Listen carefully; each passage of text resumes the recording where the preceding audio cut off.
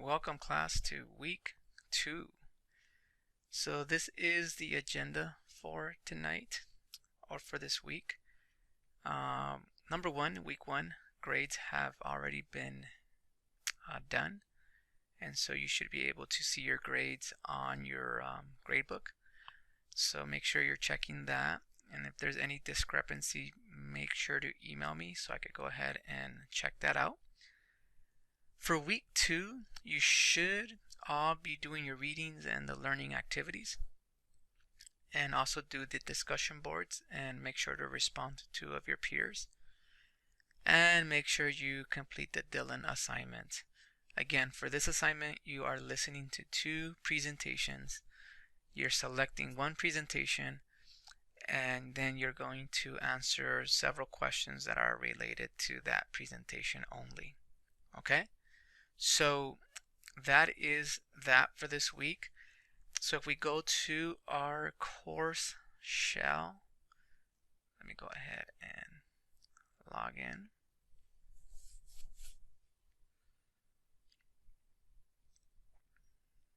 Okay.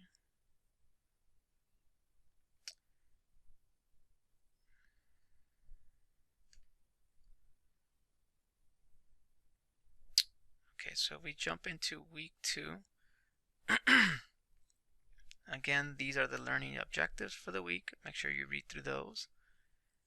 Make sure you read chapters 4 and 5 in your text, and take a look at the 2 lectures that are here, and also look at chapters 13 and 14, specifically at pages 330 to 394. Okay? And so like I was mentioning earlier, these are the 2 presentations or lectures that you will listen to.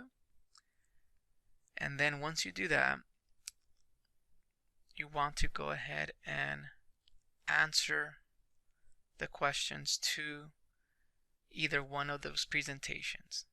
So you want to go ahead and answer the questions related to validity and social validity. So you want to answer these questions to one of these presentations. And again, your paper shouldn't be more than 1 to 2 pages in length. So that is due this Saturday by midnight, 20 points. You go ahead and you click on the link and submit your assignment here. Okay, so that is that for week 2. Again, if you have questions on week 2, please email me and let me know. That way we could go ahead and answer those questions before you start your assignment, discussion board, or any learning activity for that week. For week 3, this is your signature assignment preview. I want to go ahead and provide some do's and don'ts for the assignment. So let's go ahead and go over the assignment first for week 3. And again, I know we're not in week 3, but I do want to give you heads up and front load you with some information that would be useful for you in organizing your PowerPoint presentation or Prezi or Google Slides or whatever visual tool you want to use to present the assignment. I would prefer either Google Slides, PowerPoint, or Prezi. So those would be the preferred methods for me. It's easy to access, it's easy to upload. So you could choose from those if you like, or if you have another tool, let me know and see if that would work for the purpose of this assignment. So if we go to week 3, let's go ahead and scroll up. I'm not going to preview all of week 3, but I'm going to focus more specifically on this assignment. That's your signature assignment for this course, or one of your signature assignments. So week 3, if we go through it, the accountability summary assignment. And so the objective here is students will create a presentation of a key accountability component that includes data from an actual school. So your goal here is to select a school or college and look at their data. Look at several accountability pieces, select one, and really focus on that data piece and analyze it and disaggregate that data and start thinking about some interventions that you can provide as a counselor to your audience. Your audience should be community members, should be parents, could be administration, could be your teaching staff. I'm going to let you decide that. But I want you to pick an actual school and look at their data and select several or one. It could be one, doesn't have to be several, but at least one data point to look at and analyze. And start thinking about interventions that you as a counselor could talk about and discuss with your audience, your targeted audience. So a hint here that I would recommend is make sure you select your audience first as you're analyzing the data, and think about who would want to know about this data component or this data point. Okay, so whether it be parents, whether it be administration, whether it be board members, district administration, district leaders, whatnot, right? Think about who would want to know about this data point, and who would want to know, and what can we do to intervene and kind of change the data in the right direction. So that is the objective. The outcome is that students will produce a 7 to 10 PowerPoint presentation. Again, you could do Google Slides, you could do Prezi. If anybody has another tool to provide a presentation, please let me know and see if that's something that I could access, or you could upload to Blackboard. And again, the presentation, select a presentation for parents, community members, or like I mentioned, district administration, staff, teachers. I put here parents and community members just as examples, but it doesn't have to be targeted for parents or community members. It could be your teachers, it could be your classified staff, it could be your faculty, it could be your administration. So you decide that. And so here, for number 1, you want to describe some aspect of accountability or assessment in the school system. So this is where you'll do the data digging and mining. Some of these data points here are outdated, and some of you have brought this to my attention, and yes, I do agree. Some of these, like the Casey scores, are no longer used. I don't know if CELT is still used, but I know STAR scores are probably not used anymore. So I will provide you a website where you could get data that is up to date in regards to public schools in the state of California for K through 12 and also community college students. So we'll go ahead and provide you that information in a minute. But again, if you want to use dropout rate or graduation rate, I know that in the databases that I will be previewing or showing you, we do have these data points here, at least the dropout and graduation rate, AYP and API as well. So pick a data point, analyze it, and gather your thoughts on what you see. So for point number two is I do want you to discuss and summarize the performance of this indicator by the school of your choice. So here I do want you to include current and past information. So here we're talking about any trends that you see. We call this trend data. And so, what was the graduation rate 2 years ago? What was the graduation rate last year? How is the graduation rate looking this year? So looking at some history there. And number 2, I want you to address the issue and provide recommendations. So what will be done to address the issue or augment the increase? This is again your recommendations as you are not really at the school site. So these are more recommendations on your behalf. What do you think as a counselor you should do to address this data? And so I want you to talk about interventions, any course offerings that could assist or help move the data in the right direction, any training, administrator training, or teacher training that could also help move the data in the right direction. Or maybe you need to restructure the whole school. I mean, maybe the school needs some restructuring. So again, there's no right or wrong here. I do want you to be thoughtful in this section, and do use research and proven strategies as potential means of addressing the issues. So if you're talking about an intervention, please discuss interventions that are research-based, or any strategy or training, or any restructuring or model of restructuring a school. There's a lot of literature out there and articles that support certain restructuring of schools, and they model or provide models that have been proven effective and restructuring a school. So whenever you are working and for working or thinking of interventions or anything that you want to offer, please provide some type of of uh, literature to back that up. Okay, and so once again you could look at the research and get ideas and insights from the research, and there's tons of research as well. And so point number 3, I'm still under this one right here.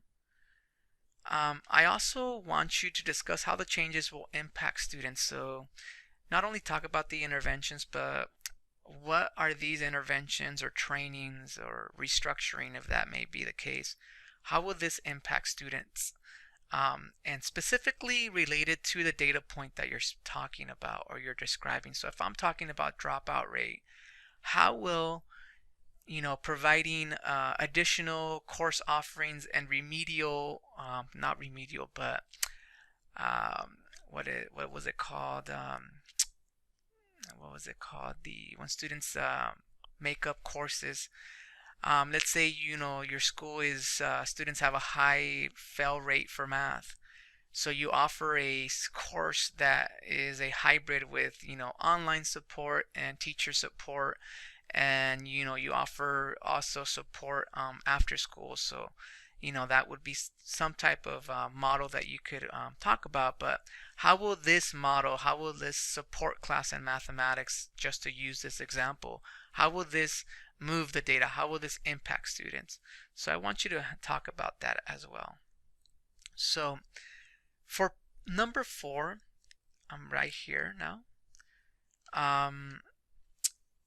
Your slides should be appropriate for your audience. Again, so if you're talking to parents, make sure the slides are appropriate for parents. So if you are talking about AYP, a parent's not going to know what AYP is. So make sure you spell that out so that way they know what they are, because as you present to parents and community members or staff, when you are actually counselors, they might not know what AYP is or API or star scores or safe harbor. They might not know some of these things. So you want to make sure that you are making the slides as appropriate as you can have them be for your audience. Okay, so make sure that that's done.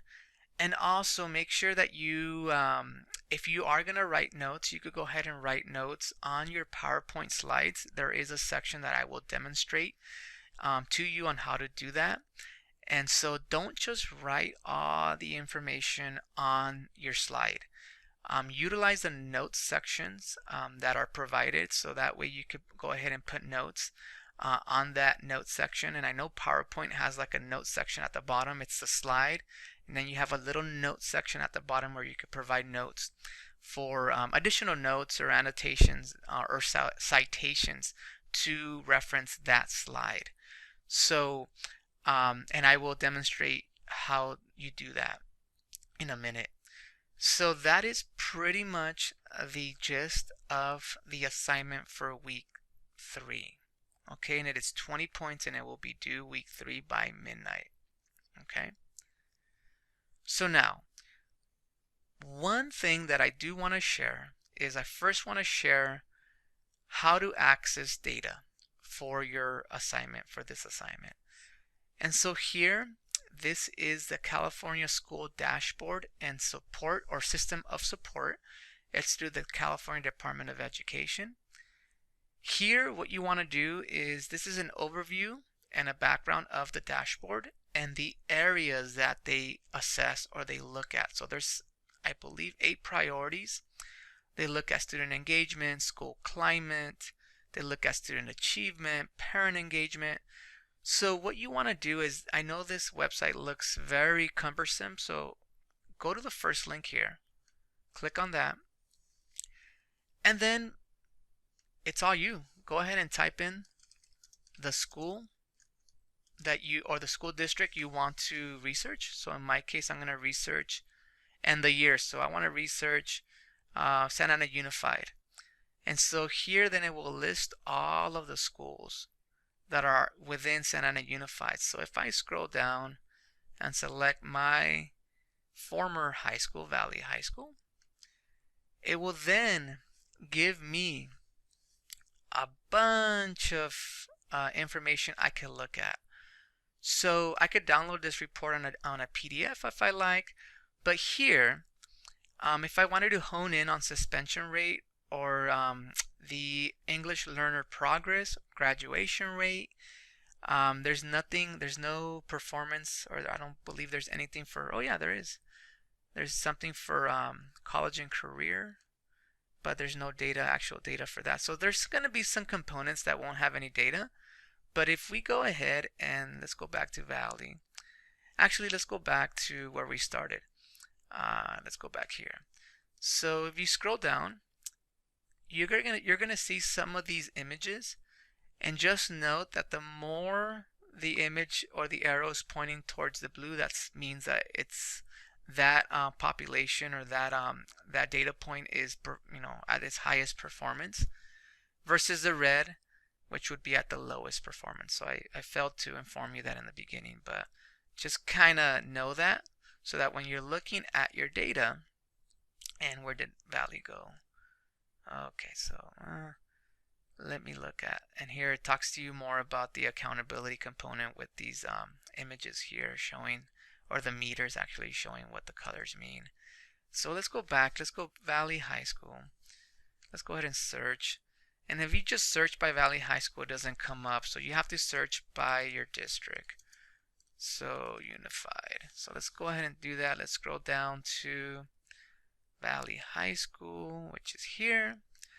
And let's go ahead and look at, so you could look at graduation rate, you could look at college and career readiness, you could look at mathematics. So there's many things you could look at. So if I look at data from 2017, again, I mentioned providing historical data. This is where you could provide historical data, data worth for 2 years, 2017 and 2018. So if we look at 2018, and we look at, let's look at graduation rate. And so in 2018, Valley High School graduated 85.7% of their class. Okay, and so you could compare it to the state, and the state actually graduated at an 83.5%.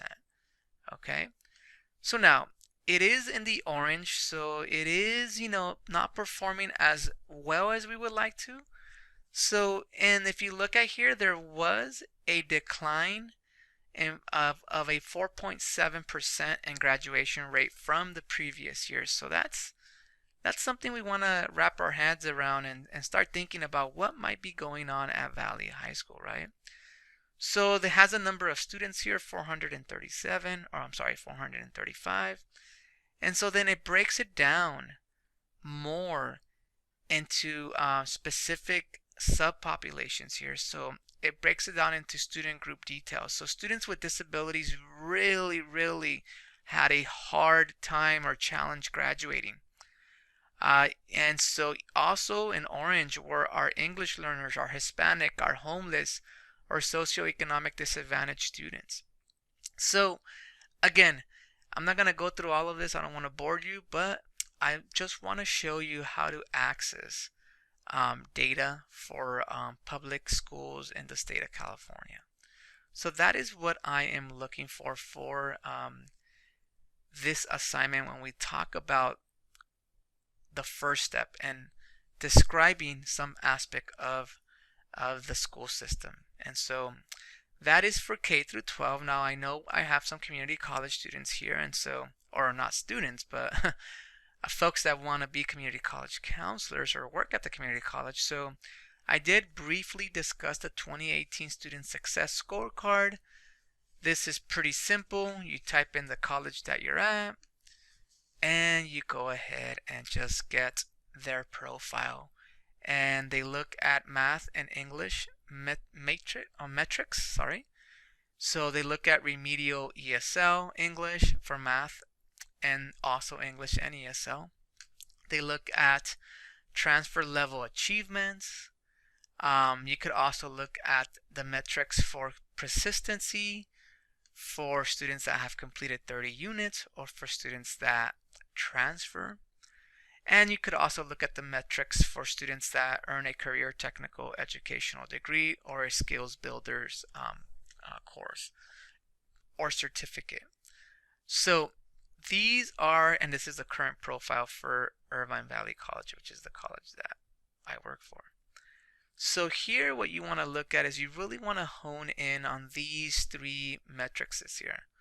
So look at the math and English and ESL in regards to remedial and transfer level achievement. Look at completion rates, persistency, those that achieve 30 units, and those that actually transfer. And then also look at CTE if you like. You don't have to look at all these metrics. If you want to, you could.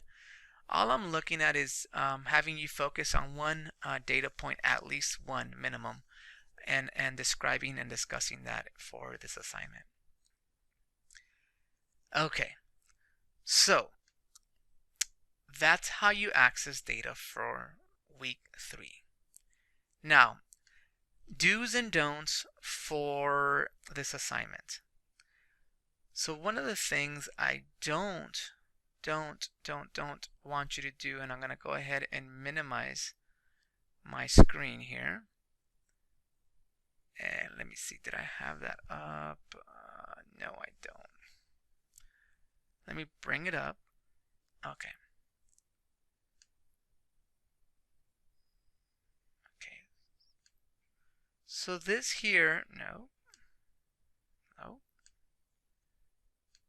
Okay, let me fix this here. Okay. So this is an example of a don't for assignments, for this assignment. This is, very basic. This just words. There is no, there is no flow to it. I mean, I know that this individual is talking about Westminster High School, but I mean, there are images. There's no, I mean, this is boring to me. This is not what we want to do. There is one slide that shows a graph, so that's okay. Talking about current and past performance trend data, so talking about API scores through the year, so that's okay. But I mean, other than that, it's, as you can tell, it's, they do, that this individual does provide, literacy strategies or interventions, interventions to improve reading, and so they do talk about that as well, and what to focus on. But again, it's very dry. I don't want to see this. This is not what I expect. I expect you to engage your audience, engage myself, your professor. So provide, images, provide, if you have a link to a video clip, if you have a YouTube video that you want to embed. I mean, not required, but I mean, if you have that, if it goes well with your PowerPoint, more power to you. But make it make it easy on the eyes and also attractive to the eyes, because this here, if I'm sitting in a cafeteria room, or if I'm sitting in a classroom as a parent listening to this, I'm gonna tune off. It's boring. I find no flow to this. They do a good job of references, and so we will talk about that as well. So yeah, this is a don't. don't do something like this, okay? Um, Make sure you add images, make sure you add, video clips if it goes well with with your um, with your PowerPoint or Google Slides or Prezi. If you want to provide links to articles or resources that you want to recommend, that's also okay. So this is a don't. Um, One thing that I'm going to provide an example. It's not related to the class as far as like the assignment, but it is related to how visually you could attract or engage your audience by having a presentable PowerPoint presentation or Google Slide presentation. So this is a presentation that I'm working on, and I just kind of made that up. So let me go ahead and bring that up for you here. So here, you see the difference here. You're looking at, it's something, maybe adding a picture of yourself will be great. Your title, who you are, you want to assume that you're a counselor, obviously, and the high school that you're talking about. And so you see how there's a 50-50 balance. So there's a balance between text and a balance between instruction with a leading question. So again, this is not related to the assignment, but I just wanted to provide a visual of what would be acceptable for this project. And one thing, you always want to provide the source of information that you're getting, okay? So here I put the source where I got these data points. So again, you look at the slides, the 50-50 rule, there's some images, title, it's very, it's not as it's not boring. I mean, it does keep you somewhat engaged. So there are going to be some slides like this one here. I mean, there's a lot of text. I mean, and there's going to be some slides that will have lots of text, and that's okay, but don't make every single slide like this. Okay? Provide images, provide video clips, provide, I don't know, any other graphics that are related to your presentation. I mean, links to resources or interventions or articles or fun stuff that engage your audience. Okay? So that's kind of what I wanted to show you. Something that I want you to aim for, obviously, for this project. And this would be acceptable. This is something that that definitely would be acceptable for this project, and not like what I just showed you, where it's just a blank slide with just no thought put into as far as like theme and color, and maybe adding a picture to personalizing the PowerPoint presentation.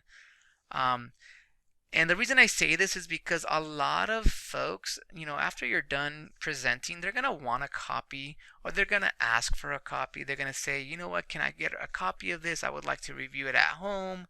And I mean, you want to put something out there that's very, presentable, not something that's not going to be presentable, because that is your school, that is who you're representing, and you want to make sure that you're always doing that in the best light possible. Okay. My last component here is I am providing you with a little guideline. Okay, so let me go ahead and let me exit that. So for here, I mean, I want you to introduction, slide, who you are. Make this, put a picture of yourself if you can. I mean, make this engaging, or create an avatar if you have one. I mean, parents love that. Community stakeholders love that. Teachers, find that exciting. Do something fun. I know we say introduction and it's just the title and it's boring. Put a picture of yourself and put your title. Who are you? I'm Javier Valdez. I'm the school counselor for Valley High School, right? And so for your next slide, this is what I would recommend. These are just recommendations. you want to describe your data. So if you're describing suspension rates or graduation rates, describe that in one slide and provide, again, a visual, provide some graphs if you have any. And so I want you to describe the data you're analyzing and also provide some context of the school. So for example, demographics. So look at the demographics of the school and provide some context as well. And one slide should be sufficient here, so no more than one slide here. Okay. And then for your second slide, you should put current and past performance. So provide, current and past performance on the data point you're looking at. If there's graphs, images, visuals that you have, go ahead and provide those as well. Again, you don't have to type everything word for word. You could always make notes to your PowerPoint. And so if we look at this here, there's a section here. If you look at notes, I could go ahead and type notes, right? And these will be, I will be able to see these as I'm looking and grading your presentations. Okay? So don't feel like you have to put everything on the slide. That's something that we tend to do, and we tend to really do poorly because we tend to get our audiences to zone off and be intimidated with a slide full of 300 words. And I say this because I've been guilty of that. My first year as a professor, I did that, and my my evaluations came back, and it was very, very evident that our students, or my students, did not like my PowerPoints because they were just overwhelmed with all the information on them. So your other slide should be what will be done to address the issue. So this here should be more than one slide. Maybe 2 to 3 slides you should dedicate for this section here.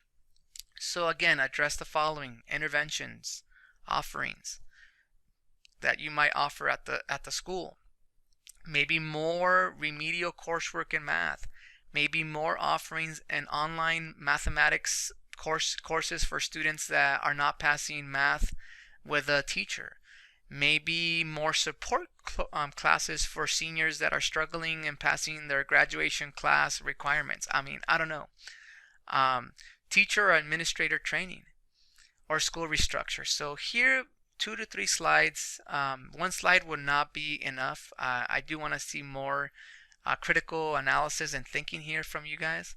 So provide some research-based interventions. Don't forget that. Strategies and trainings. And don't forget to use articles or resources that are online that have been proven to work at schools. So make sure you also provide the credit to those sources. Okay.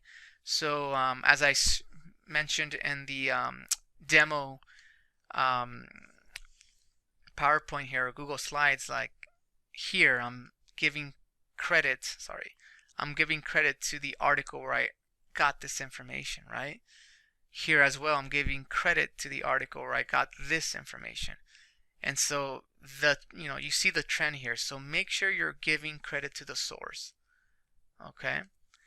So 2 to 3 slides here. Put some thought into it. Integrate some visuals. Integrate some links. Integrate some videos, if you can, and if it's related to an intervention that might be feasible and resourceful for the school that you're working with or analyzing. And here, how will this impact students? So one slide here, no more than that. Again, provide visuals, not all text. And lastly, your conclusions or recommendations. Okay, so you want to always summarize what you presented and provide recommendations. Okay, so what recommendations are you providing? One, and make sure they're appropriate for your audience. So if we're talking about attendance rate and we're talking about interventions not only at the school but also at home, and your target audiences is parents, make sure you provide recommendations that are appropriate for parents. So maybe, monitoring students' attendance through an application that's, through a smartphone, or checking their portals, checking their student information systems through their phones, or recommending that parents create a parent portal to monitor their attendance, and knowing how to do that on their phones, because we all know that we are all on our phones 24/7. So make appropriate recommendations. And again, this should be one slide, no more than one slide. If you have more, then that's okay, but I wouldn't think you would, require more slides. One or more slides wouldn't be required for this. Or I guess two. I guess I would say one slide is fine here. No more than one slide. If it's two slides, you might be able to get away with it, but I wouldn't go more than two. I mean, unless you have tons of recommendations. But again, you don't want to end your session with providing like 30 recommendations, because you're gonna overwhelm your audience. Always leave the audience with like a good 2 to 3 feasible and attainable recommendations that they could go home and start doing.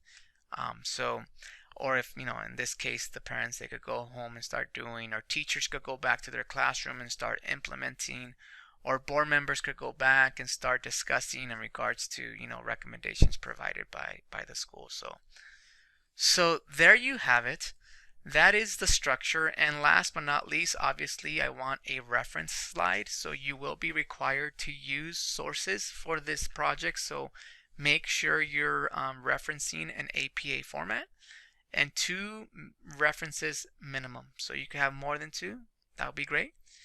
But 2 is the minimum. So there you have it.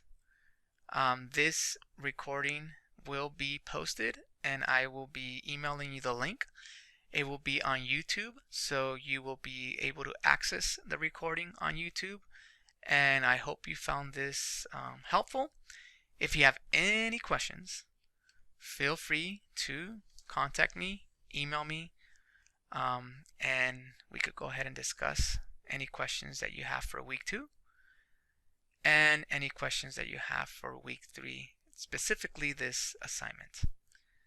All right, I will let you go and have yourselves a great night. Thank you.